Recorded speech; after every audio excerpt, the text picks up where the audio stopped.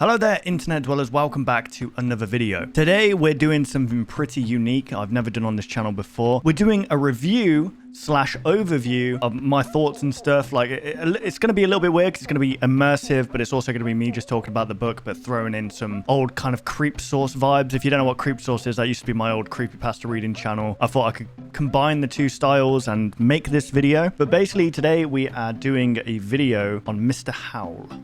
Mr. Howell is a found footage novel book by T.W. Burgess, aka Manor Ghosts, on YouTube. Manor Ghosts, we reacted to The Picket, I believe it's called, and Hairy Henry. Two videos that are very unique. So I backed this on Kickstarter. I got the limited edition, I got the hard copy and stuff, and it's really freaking cool. So yeah, this is just going to be my kind of personal review, I guess, on it, and you know, walkthrough of what the book's about. If it feels a little bit all over the place, it's because it probably is, and I'm not used to doing stuff like this. This is new to me, so I do apologize. But I will do my best to kind of stay coherent and true to myself. So because I got the limited edition, they come with these printouts. I don't know if you can see that. I believe that's is that Mr. Howell there?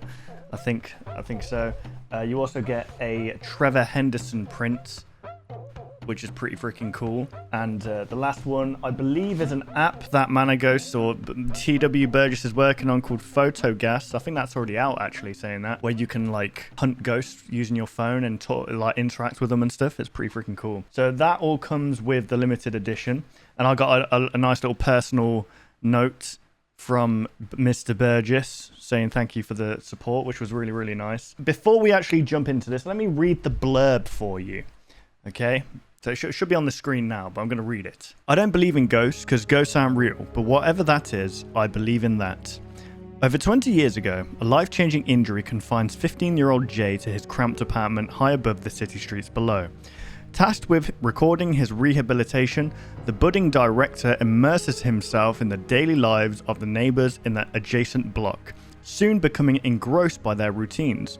But after witnessing a terrible attack on one of the residents, Jay becomes intent on capturing as much evidence as possible on one tenant in particular, a howling, shadowy individual who seemingly only emerges at night, a figure Jay dubs Mr. Howell. The year is 1997, and our protagonist is a guy called Jason Max, and he's bound to a wheelchair. We don't know why at this point. We know that it's because of a guy called Steve. I believe that's his mum's ex-boyfriend. We don't know. We find out later what happened, but at this point, you don't really know. You know, he says that his mum sees the best in everyone. I don't know. It could have been a homeless man injecting, you know, crack cocaine into his legs or something that just completely paralyzed him from the waist down. But yes, he's bound to this wheelchair, and his mum feels guilty about this because she feels like it's partly her fault, I guess. So she gets him this video recorder. She also gives him this rocket, this firework, which comes in later on. You'll see why. They were meant to go to the roof of the apartment and like see this whole kind of, you know,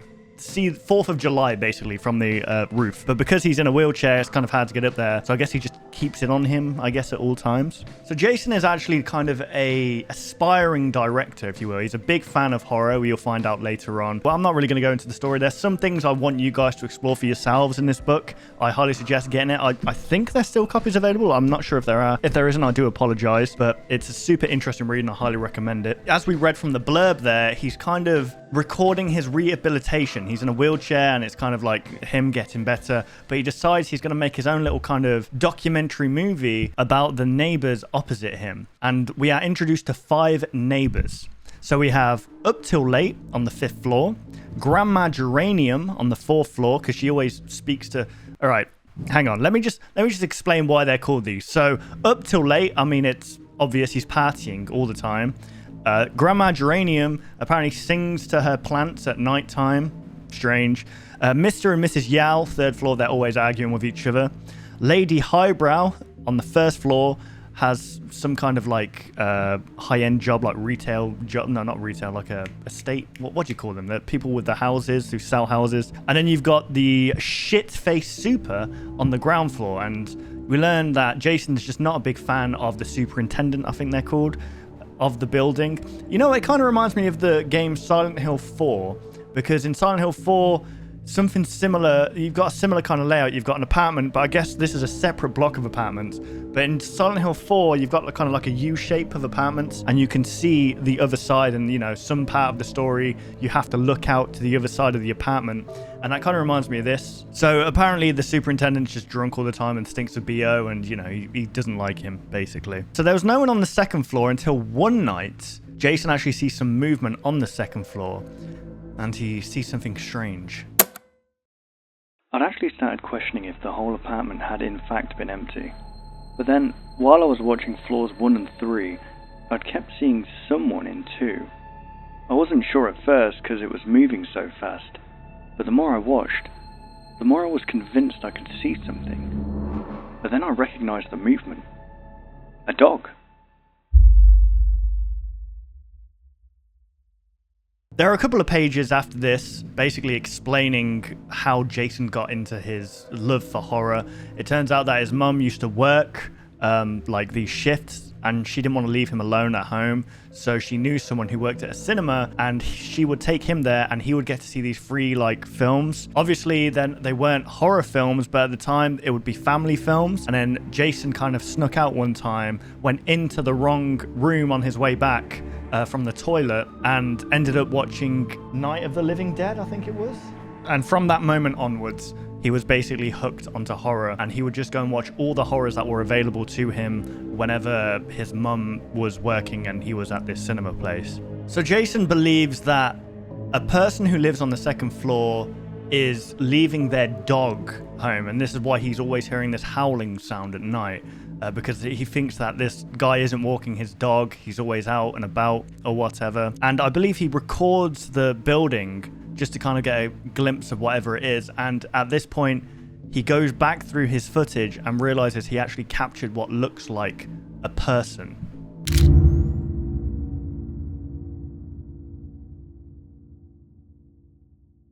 So because of the dog wandering around, he decided to name, like he's nicknamed all of his neighbors opposite him, something that they're doing. So he names the opposite apartment Mr Howell, because their dog is always howling basically. And it gets so bad, in fact, that the dog is howling constantly every single night, to the point where it's annoying the neighbors in the same building as them.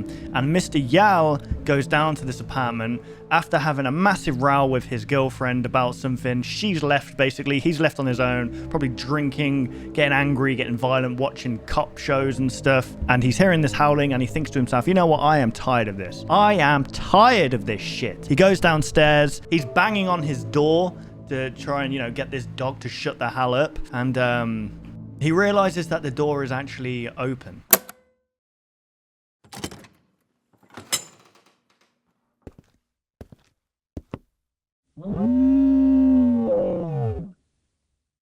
Damn. I don't know if I got that recorded, but it looked like Howl's dog went for Yal, like really went for him. The good thing is, I did hear a door slam loudly after, so I'm guessing, well, hoping that Yal got out. It's just, there was this terrible sound just before the slam.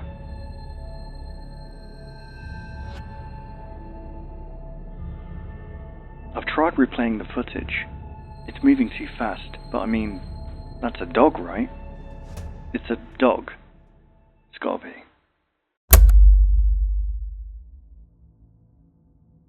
It is assumed that Mr. Yell survives because of the door slam, and apparently his light was left on, his light was actually turned on after the event, meaning that Mr. Yell probably came back to his apartment after, you know, whatever the hell happened. But the strange thing is the light hasn't been turned off since. And Jason's mum actually bumps into the super and asks what the hell was going on with Mr. Yell, or what this other neighbor, and the super says that he's moving out basically to, you know, go be with his girlfriend or wife and rekindle their relationship together, which alarm bells ring a little bit, you know.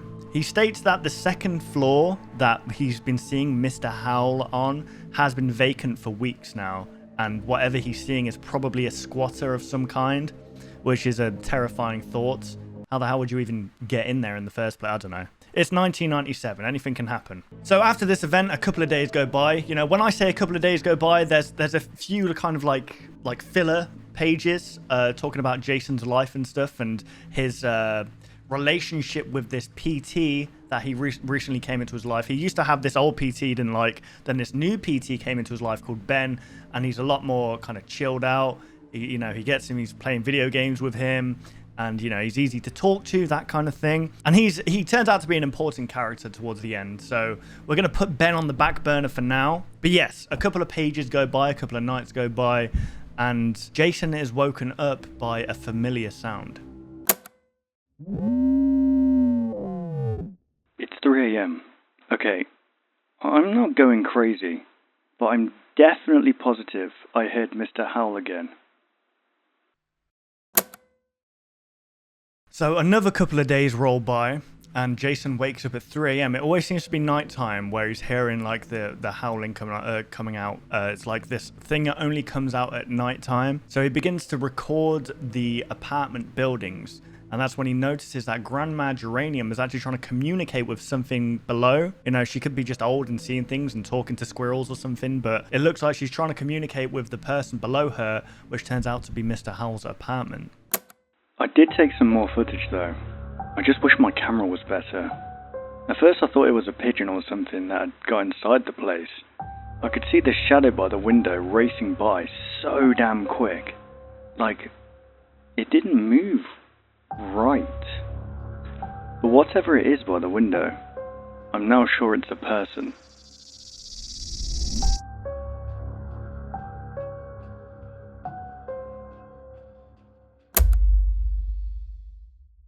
Eventually, viewings start happening for the second floor apartment, Mr. Howell's apartment, for new tenants to move in.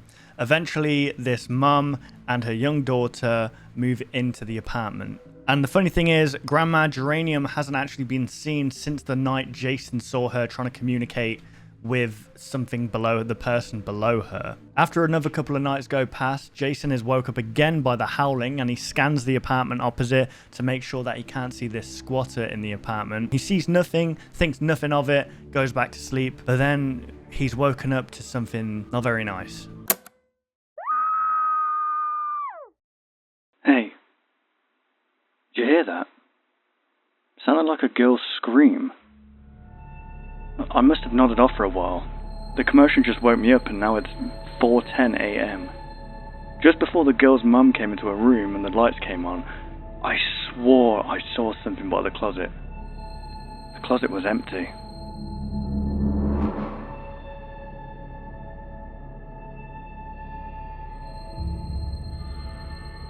I mean, so here's the thing. I was right about what I thought I saw. A goddamn guy came out of the girl's closet before going back in. Furthermore, I'm pretty sure he's still in there.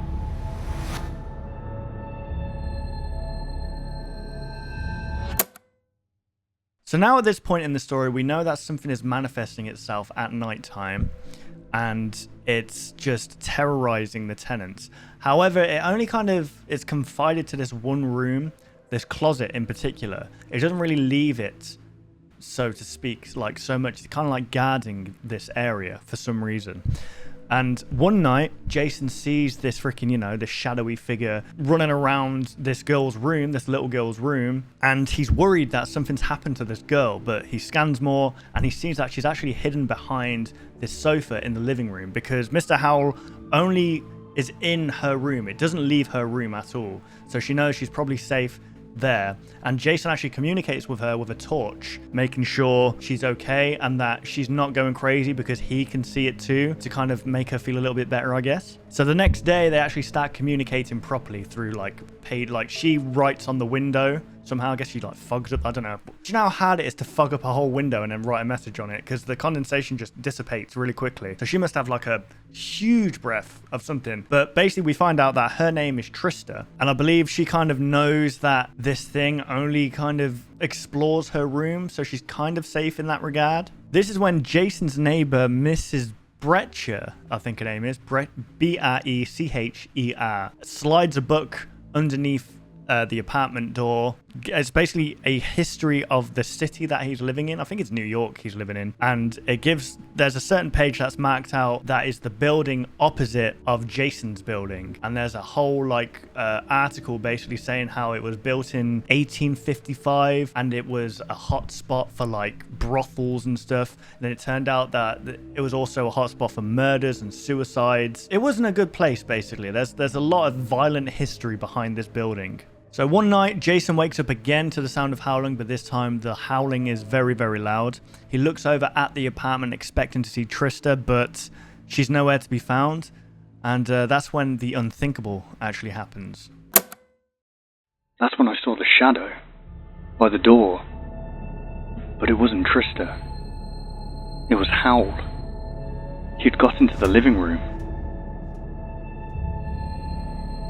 In seconds, Howl was next to her. I'd never seen him move that fast before. Seconds later, that ghoul was dragging Trista's mum back to the closet.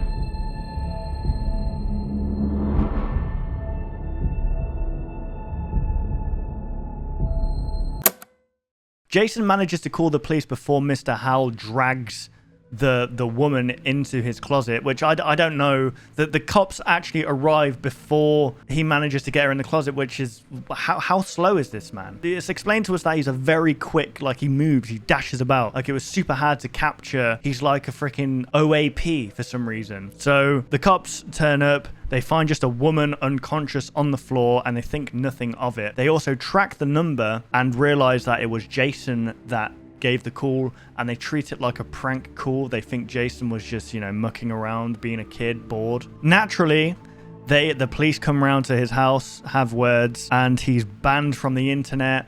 He's not allowed to play his console because of this prank call, but he still keeps an eyeful watch on the apartment building opposite him. So he's looking over at the apartment building, and Trista isn't in her bedroom, so it's assumed that her mum and Trista are both in the same room sleeping together. But he does notice something else. Oh, I saw it. Yeah, he's back there. Just for a moment. A crooked, blotchy shadow on the curtain rushing past. He's always darting about, just like some sort of bug, desperately seeking light. Oh shit! I'm pretty sure this time he's watching me.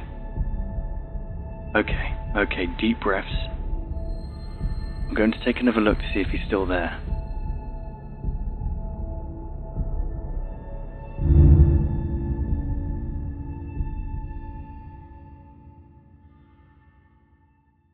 Before we continue, guys, if you're enjoying the video, why not leave a like rating and subscribe? I'm on a journey to 100,000 subs by the end of the year, and any help with that is greatly appreciated. We're very, very close. By the way, I forgot also to mention, this is a Mr. Howell t-shirt right here. Very kindly sent to me by Mr. Burgess, so I appreciate that. If you guys do enjoy this type of video, I'm not sure how I would do more of this kind of thing in the future, because this is a very unique, niche thing. I guess I could kind of do the same style, but explaining different analog horrors maybe. But this one kind of lends itself well to me because I can put my own creative spin on it, which is pretty cool. But anyway, moving on. So the next few days, nothing really happens. Trista doesn't really talk to Jason as much. And Jason's mum has decided that she wants to spend a lot more time with Jason. But as of lately, he's been overhearing conversations on the phone with her about how this person is getting out, and he can hear her crying, being upset. So it's assumed that whoever put Jason in the hospital, aka Jason's mum's ex-lover, is getting out of prison maybe, and there's a court date or something like that. So it's obvious that whoever Jason's mum was dating was a very, very abusive person. Usually how it happens is that they're really cool to begin with, and then they just turn into this monster. But I think we'll learn a little bit more about that later on. It's also at this point that Jason sees someone loitering around the apartment at night, and he either chalks it up to the superintendent or Mr. Howell, which is a very nonchalant attitude to have. Like, there's this creature, monster, across from you, going crazy in this tenant's apartment. It's getting closer to you, well, supposedly it's getting closer to you, and you just kind of wave it off like, oh, whatever.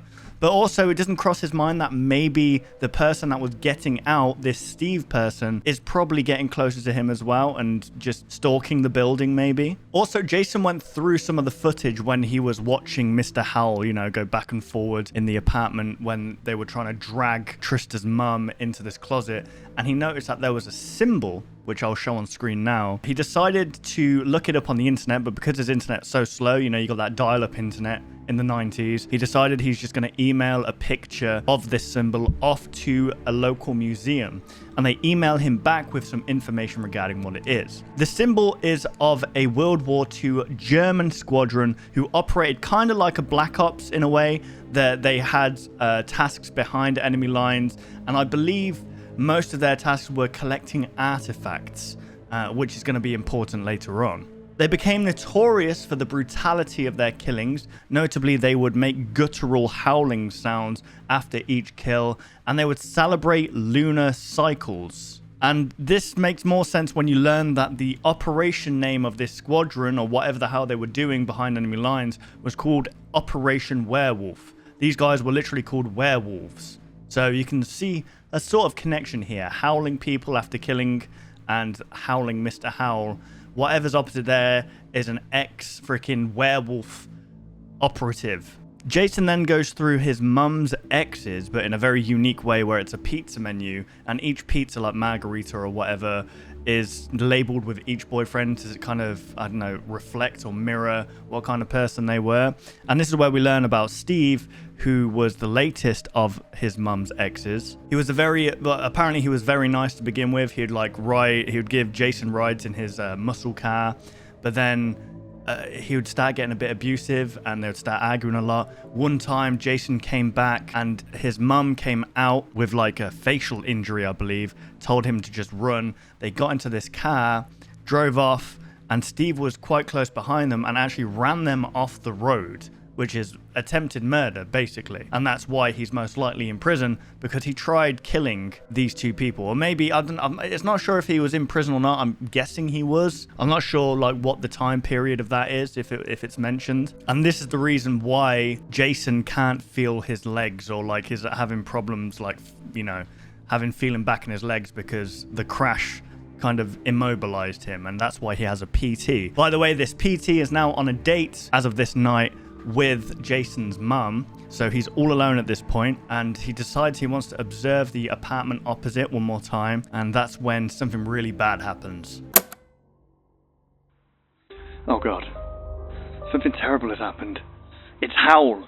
He's got Trista's mum.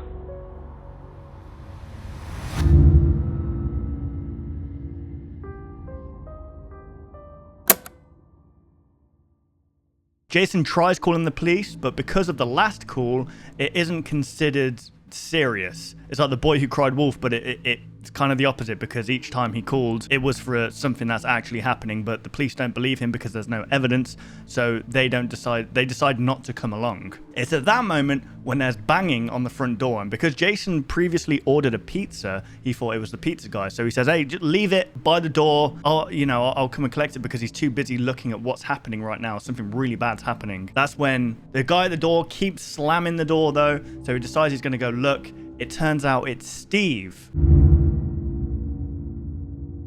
And I'm going to be honest, at this point, the story gets a little bit muddled for me from here on out, because it's kind of confusing as to what happens where and certain layouts and stuff, but I'll try my best to explain it. Jason actually finds his way into his room. He gets into his room, locks the door, and he hears Steve coming through the room. He bangs down the door or something, and he's looking around, looking for, I don't know, Jason or Jason's mum. That's when the neighbor comes around, Mrs. Bretcher, or Miss Bretcher, and, you know, there's a little bit of a tussle. She holds him back while Jason basically wheels it out of there, which I'm not sure if it's a very realistic thing. I doubt an old woman. I don't know how old Miss Bretcher is. I'm guessing she's pretty old, because you'll find out later on how long she's actually lived in this apartment.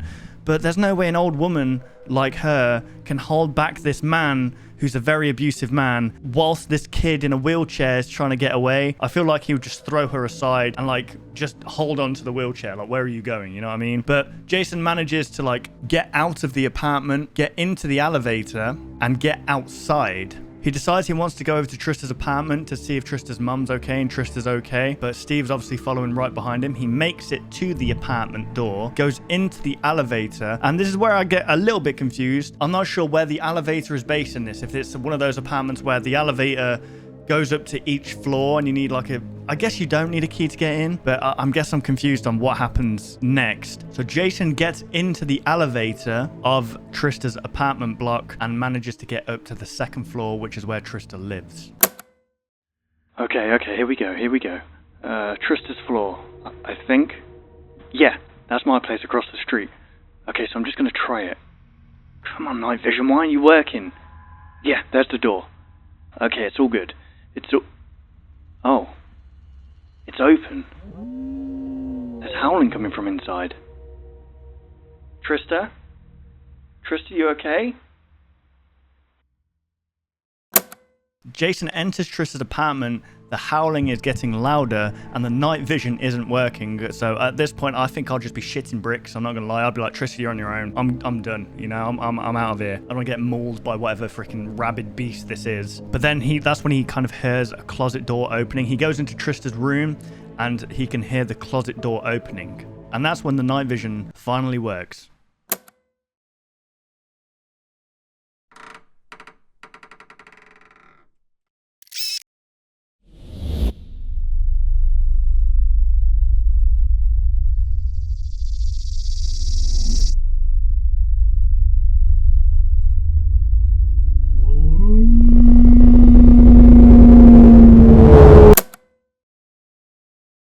So Jason at this point gets captured, and it turns out that there's a room behind the closet where there's all these bones, which I assume are the victims of this Mr. Howell creature. Jason looks around and notices Mr. Howell is just stood looking at this corner, not doing anything. I can imagine that's absolutely terrifying, being stuck inside this room where you can't get out with this monster and is acting all strange like that. But then Jason hears the superintendent come along. It turns out he has Steve, and Steve is kind of lifeless. I guess he managed to knock him out. The super enters the closet, knocks the camera out of Jason's hands, and the audio cuts there. It turns out that the super has been feeding people to this thing as some kind of deal, and Steve is next on the menu. Mr. Howell tears into Steve, devouring him, and Jason hears footsteps outside, and it turns out it's Jason's mum and Ben.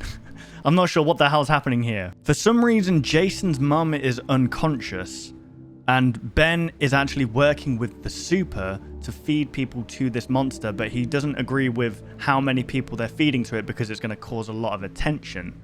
This is when the super leaves. I'm not sure what happens to Ben. This is why it gets a little bit confusing because I'm not sure where we are, really. We're inside this closet, but this room behind the closet. I'm not sure who's in this room. We know Steve's there, who's getting devoured. But it says that the super leaves the room, and that's when the monster starts approaching Jason. I need to hold it together. Okay, they're leaving. And that thing is coming over. Oh, I've got to get out of here. You, stay back! You stay back! So, I'm not sure how, but Jason manages to escape and get his mum onto his wheelchair, I think, his mum's still unconscious, and he begins rolling towards the entrance to escape from, Trista's apartment, or Mr. Howell's apartment.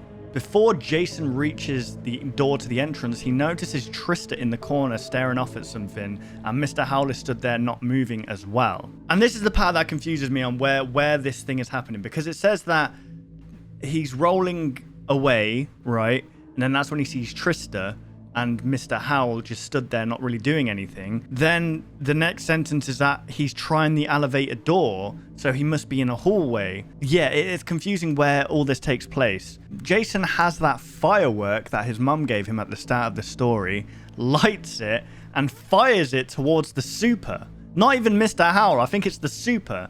And somehow the flame or the sparks cause flames on this curtain. I'm not sure where this curtain is. I don't know if we're in the hallway right now or the apartment, but we're next to an elevator, so I'm not sure if the elevator is in the apartment, and it's one of those buildings where you go up, but then you need a key to get to that apartment through.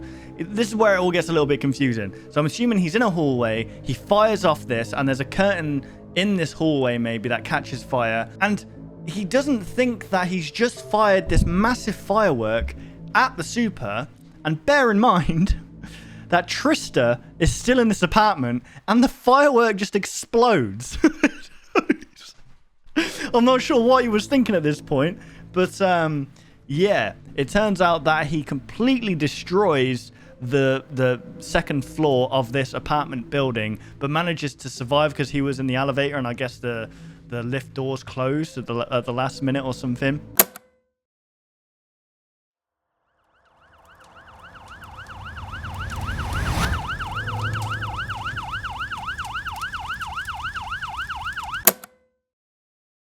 The next entry is a bit of a time skip. It's when Jason wakes up in a hospital and he learns that Ben and the super were working together and cleaning up the neighborhood by feeding these low-level scumbags to Mr. Howell. Trista's mum and Jason ended up in the same wing, and that's when Jason asks if Trista made it out, and nobody knows who he's talking about. So apparently Trista was a figment of this man's imagination. So after Jason returns home from the hospital, Miss Brecher gives him a visit, or pays him a visit. One key bit of information I forgot to mention: when Ben came round with Jason's mum, he had a box full of Jason's videotapes. So obviously when Ben was visiting as Jason's PT, he was keeping tabs on him because maybe he knew that he was filming, or that he knew something. He basically wanted to take it to destroy them. So when Miss Brecher came round with a box full of his videotapes, there was actually more stuff added in. There were these old silver coins at the bottom of the box and a journal,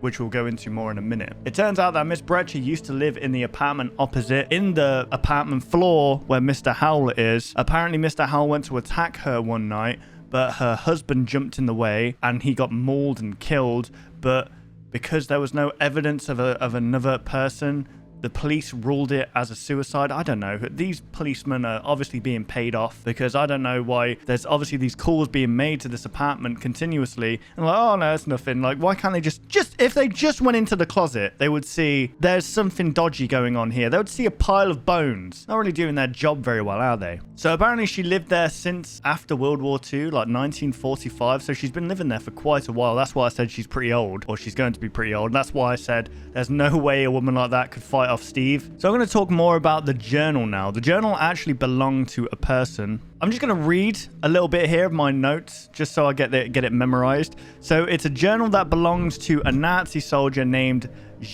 sorry if I absolutely butcher this, Jagluch von, it's German, I don't know how, Jagluch von Wolfgang Bellegarde. He was part of Operation Werewolf and is now fleeing the country under a new identity to not get trialed for his war crimes. So he's pretending that he is a Jew fleeing from his homeland or something like that. And he has this cargo with him. So he's held up in this apartment building and he's waiting for his comrades to come and see him. But they're getting picked off one by one, basically. Like, they're getting arrested, they're being trialed, all that stuff. So he's constantly guarding this cargo, which turns out to be the silver coins that Jason now has in his possession. And I believe there's some kind of curse that we're going to learn about on why it sends this person crazy, or certain people crazy. But yeah, he goes just that. He goes crazy. And then I guess after death, he becomes like this demon that becomes possessive and controlling over this cargo. So the cargo is still there in this crawl space, or this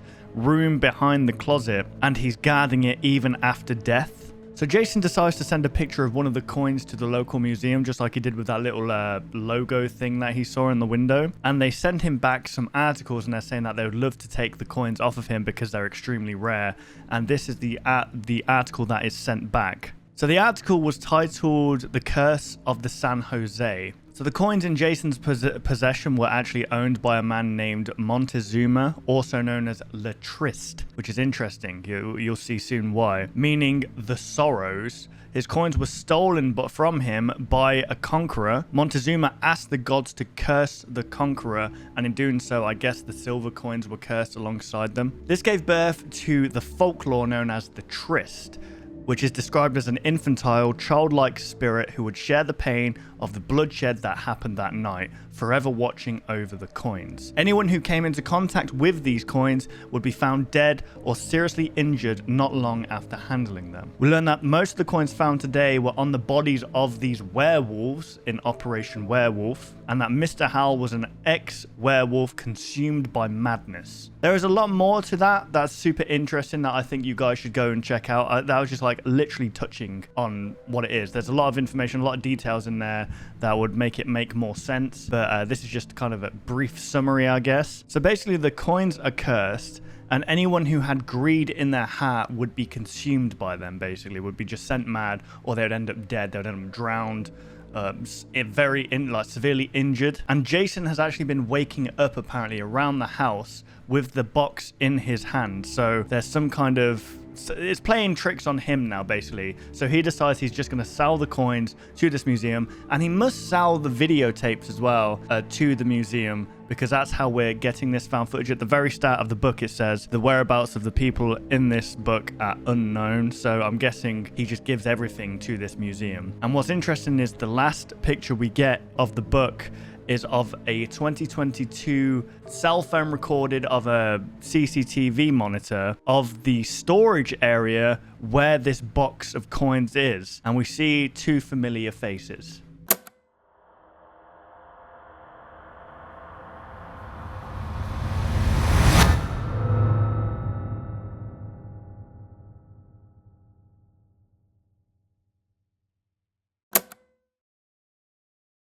And with that, guys, that is the review of Mr. Howell, a found footage book. I did really enjoy it overall. I would give it like an 8 out of 10. The only reason I don't give it, maybe it's just me actually, because I didn't really understand it in certain parts, like where they were, and because it's not made very clear what's happening, where they are. If the elevator is like one of those elevators that go up to each person's and it opens to their apartment, but like I said, you probably need a key to do that. But yeah, I'm just dumb. I know you guys know this, or I miss a lot of key information, but overall I did really enjoy this. And if there is a link for you to go buy this, I will put it in the description down below. But yeah, thank you guys for watching. I hope you did enjoy this. I know it's a little bit different to what I usually do. Maybe it won't do good at all, but I have enjoyed doing it. So yes, thank you guys for watching. If you did enjoy, why not leave a like rating, subscribe, all that good stuff. We're nearly at 100,000 subscribers, guys, which is insane. Thank you for the support. Thank you for watching, and I'll see you guys in the next video. Take care, guys.